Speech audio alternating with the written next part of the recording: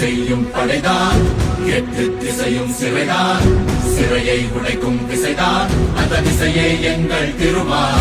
போர் செய்யும் படைதான், எட்டு திசையும் சிறைதான், சிறையை உடைக்கும் விசைதான், அந்த விசையே எங்கள் திருமா. ஓடி தலைமுறை கனவுகள் எரிமலை குழம்பென வெடிக்குது தமிழின் ஆயுதமா. எழுச்சி தமிழரின் படையென எழுகிற எளியவர் தலைகளும் நிமிருது மாமலையா.